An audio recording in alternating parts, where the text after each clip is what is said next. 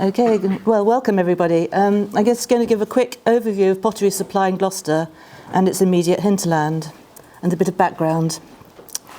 The Roman army first arrived in the Gloucester area in the Neronian period, setting up a fortress at Kingsholm, with a K. In the early Flavian period, a second fort was established under the modern city of Gloucester, G. The Kingsholm area continued to be the basis for extramural Roman settlement and as a burial ground. It is generally agreed that the city of Gloucester, Glevum, was one of 4 colonia established in Britain and founded in the reign of the Emperor Nerva, AD 96 to 98, over the top of the second legionary fortress. The colonia then developed as a typical Roman defended urban centre, and although there are no plans of the typical buildings such as baths, throne or theatre, there are substantial remains indicating their presence. The current street system preserves the outline of the defences. We also have to remember that Gloucester was a river port. Over the last few decades, the city of Gloucester and its suburbs have yielded several tons of Roman pottery. Theoretically, therefore, we should now be in a position to begin looking at the sites across the city and its immediate hinterland to assess similarities and differences, to give an insight not only into chronology but consumer trends and patterns of production and trade. Unfortunately, many sites still remain unpublished, or reports that were published were prepared prior to the routine use of quantification. But it's from the work done on these early sites from the 70s onwards that a framework for understanding Gloucester's pottery, in particular fabrics and chronology, was established.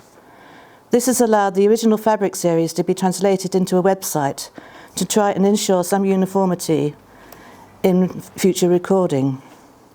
With more recent work being published, there's probably now enough data to start looking for patterns and comparing sites. Today I'm only going to give a very broad chronological overview using simplified down data. In recent years, the number of Iron Age sites in and around Gloucester have dramatically increased. In particular, concentrations being found in the Quedgeley area and to the north, number 4 at Longford. And odd features have been found below the city itself, below the Roman levels, which might suggest some sort of pre-Roman occupation. So Greyfriars, for example, in the southern quarter of the defended area, a substantial collection of Middle to later Iron Age pottery was recovered. In the later Iron Age, pottery was dominated by handmade Jurassic limestone and fossil shell tempered wares, Paleozoic limestone tempered wares, probably from the Woolhope Hills, Worcestershire, and Melvonian igneous rock tempered wares, joined in the early 1st century AD by handmade grog tempered wares. On many sites, these native wares persisted into the early Roman period. So far, there's no evidence in this area of any high-status late Iron Age settlements, as seen at Badgerton and its various satellite sites near Cirencester, where there was access to high-status pre-conquest imports. By the 1st century AD, there was probably an Iron Age settlement on the east banks of the River Severn, immediately north of Gloucester, and potentially a rock at a crossing point. This area has produced the largest number of Iron Age coins in the western region and a large quantity of pottery, mainly from salvage work. It may also have been recognised as a strategic point for the Romans, as it is to this point that Ermine Street initially broadly heads, and the first military installations were located here at Kingsholm. So we're looking around this area, and this 1972 excavation I'll be talking about. Patrick Garrard, then working for the Gloucester Excavation Unit, undertook a significant campaign of salvage work at a site known as Coppice Corner, Gambier Parry Lodge, so around this area where the defence, this top one, where the defences are dotted out. Although the interpretation of the site has been subjective, the pottery following Garrett's initial phasing appears to show 2 distinct components, potentially reflecting a military and a non-military group. As can be seen from these pie charts, the phase 1, non-military material from Coppice Corner is overwhelmingly composed of native wares, 49% of native wares, 46% Severn Valley wares. This compares moderately well with Longford, excavated by the Oxford Archaeology, also a late Iron Age settlement, but later a pottery production centre, and about which Paul Booth will be talking later. But I'll just point out, as a production centre, the assemblage will automatically be skewed. Although the Roman development at Kingsholm has been outlined, much of the detail is unclear and the picture much more complicated than originally thought. Various watching briefs and salvage work have contributed enigmatic components to the story, suggesting a particularly complex military landscape. Henry Hurst's work in 1972 was published in 1985, and the Pottery reported on by Maggie Darling, and this is probably the first Gloucester report with quantification. Immediately apparent from these very broad brush pie charts based on percentage count and summarising the main categories of wear is how different the composition is if one compares the military assemblages to the non-military groups as represented by Coppice Corner and Longford above. The military Kingsholm assemblage can be compared with three other groups. Material designated as military at Coppice Corner, the assemblages from Cotswold's recent work at Denmark Road and from Barnwood. Barnwood is a particularly complex site. I thought Ed was going to talk about it, but he's not, so you'll have to read about it. Samian alone accounts for 8% at Kingsholm, compared to just 0.5% at Longford. Continental imports from Hurst's site include Lyon ware, here's a little group, North Italian wares at the top, mica dusted wares, Pompeian red wares, and Central Gaulish, Gallobelgic ware and Central Gaulish glazed ware. Amphora include forms from Spain, Italy, Lipari, Rhodes, Palestine, and Gaul. Mortaria were imported from northern, central, and southern France. Nearly all these early sites feature what we call Kingsholm military wares, undoubtedly a locally made ware, although no kilns located to date. The range of forms show they're not native enterprises, but vessels produced by potters with a knowledge of continental forms and firing technology, and thus probably in the employ of the army. The repertoire includes open lamps, flagons, particularly collared rim types, cups, face-urns, and mortaria, all typical of the Claudian Neronian period. This extraordinary face-urn, probably a cremation vessel, is an example of one of their more creative works, and it can be seen in the museum. Mention also needs to be made here of Severn Valley ware, which shows quite a variable presence across these early sites, which is difficult to explain at present. Wares were virtually invisible at Hurst's Kingsholm assemblage at 2.9% and just 8.4% at Barnwood, but much more prevalent elsewhere. The early forms include carinated cups, tankards, jars, bowls, and platters. Despite this being such a major industry spanning the entire Roman period, we know very little about sources of production and the early chronology. It was the contention of previous workers that the stimulus, indeed the inception of the industry, was linked to a military presence.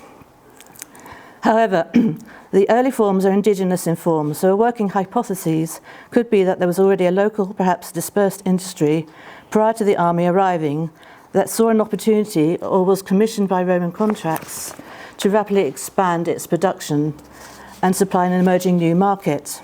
In the mid-1st century, the fabrics are very variable, developing into the more standard, mainly orange wares we're more familiar with from the 2nd century.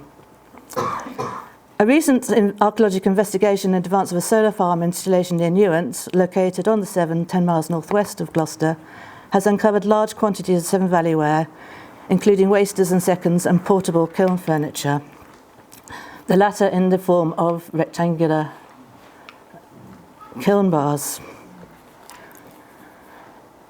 From the concentration of material and the geophysical survey, the focus of activity is in the adjacent field beyond the investigated area, but potentially this looks to be one of the main suppliers of these wares, certainly in the early Roman period, to Gloucester.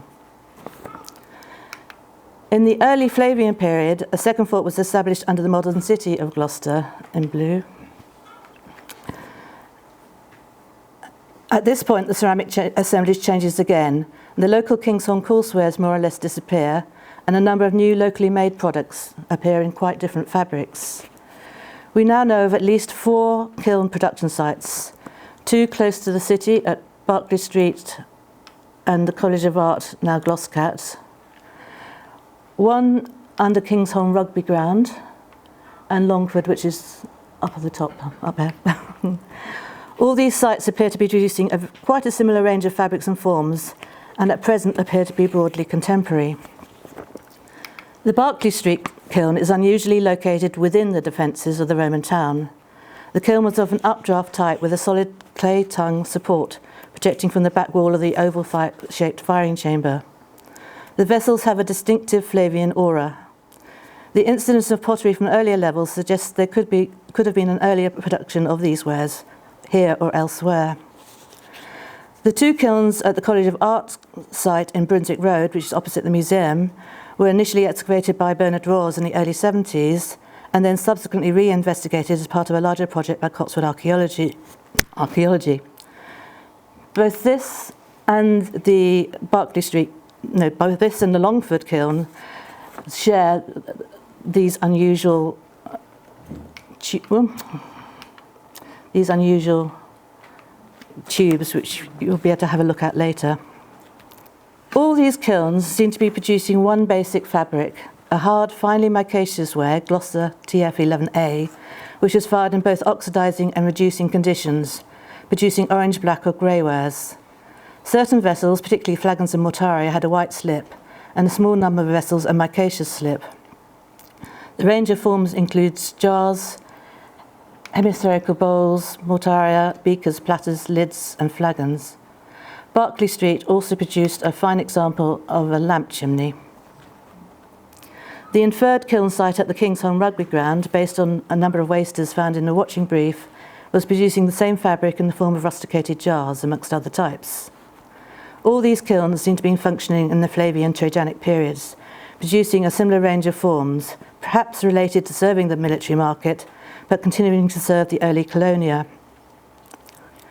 These Gloucester products dominate the market in the early 2nd century, but start to dwindle from the mid to late 2nd century.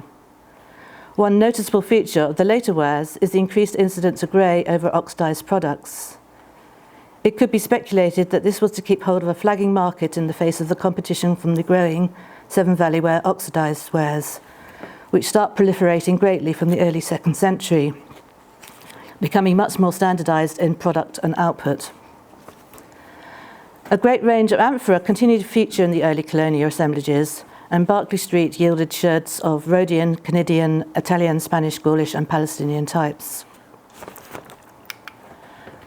Available pottery data can be collated from 6 sites located within the defences: Commercial Road, Lady Belgate Street and Magistrates Court, all located in the bottom corner there, southwest corner, Eastgate Street on the top,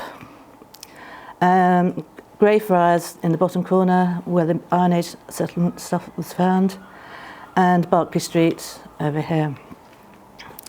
The charts are very broad brush and don't take into account stratigraphical, chronological or functional, i.e. public or private differences, or the variable quantities of pottery, so obviously there are going to be some differences at this superficial level. However, they generally show a dominance of Gloucester kilnwares ranging from 14 to 57%. Although curiously not the Berkeley Street site, which is not in this case the kiln site, but an adjacent site. Severn Valley wares range between 11 to 42% and regional wares 14 to 36%. Samian ranges from 4% at Lady Belgate Street up to 14% at Commercial Road. Gloucester TF5, a very distinctive late Roman micaceous ware, only accounts for between 1 and 4%, and I'll come back to this ware. If the sites outside the defences compared, and that will be Tanner's Hall there, Upper Quay Street, London Road, there's generally much more Severn Valley ware and less Gloucester ware. And if one moves out further afield to Hucklecote, 3.5 miles to the east of Gloucester, the fabric changes quite a lot. The fabric composition changes a lot, with a high percentage of Severn Valley ware, 67%, negligible Samian, and 5% TF5. Admittedly, this is just one site, but such a study needs to be developed further to look at other hinterland sites, and it would suggest that assemblages from the sites beyond the immediate city will show a different pottery profile. The grey micaceous ware, TF5, starts to feature from the 3rd into the 4th century and perhaps beyond. The forms show a fusion of Severn Valley ware types and BB1 jars, bowls and dishes. The latest ones can have stamped decoration. The source has been hitherto unknown, but suspected to be in the lower Severn Valley ware from the distribution. We now have a production site for this ware at Wickwall, South Gloucestershire, which actually coincides with where the densest distribution is. A kiln excavated just this year was cut into bedrock, unusually, a huge effort, with a central pedestal. One unusual feature for discussion later is a large quantity of perforated flared tubes of various sizes, which we can see on display later. They come from the site and from within the flues, and at the moment we can't find any parallels. Several theories have been aired. They were used to process something organic that has not left a trace, like cheese. They were horticultural, as these examples from Eccles and France, or on-site industrial activity, or they form some sort of vaulting for the kilns, broadly as Samian kilns. To date, as far as we know, the form has not been recognised on any other sites in Gloucestershire. The argument against kiln furniture is that they do not seem to be used for more than one firing, and they are very irregular sizes. Our French colleagues have offered two explanations. They think either horticultural or kiln structure. So we've yet to lay everything out and make a decision, but they are unusual. Most of the latest Roman pottery in Gloucester comes from the medieval dark earth deposits, which have truncated the latest Roman levels. But the usual range of products are found, including various colour-coated wares, mainly from Oxfordshire, late Roman Shelley ware, Severn Valley ware and BB1. In the late Roman period, the proportion of regional wares and Severn Valley wares increases, as can be seen from this chart from Berkeley Street, which compares the 1st century military A with B, the early colonia dating to the early to mid 2nd century, and C, the dark loam, which is the late Roman. There is a smattering of late imports also across the many sites investigated. 2 minutes, Jane. That's right. Including at least one sherd of African red slip fineware, Eiffel ceramique, several sherds of North African amphora, and probably at least 3 of late or post-Roman amphora. I suspect there are a lot more sherds lurking in the old collections. There's been little evidence of post-Roman occupation, but there are now a few early to mid-Saxon sherds from within and just outside the city. The stars, the blue stars, particularly in the southern zone within the defences, out at St Oswald's Priory. So potentially there is some reuse of certain areas, or continuation of use of certain areas. So although very superficial, I hope this paper has shown that certain patterns and trends are beginning to emerge which require further investigation, and that there is considerable potential to develop pottery studies in Gloucester in the future. Thank you.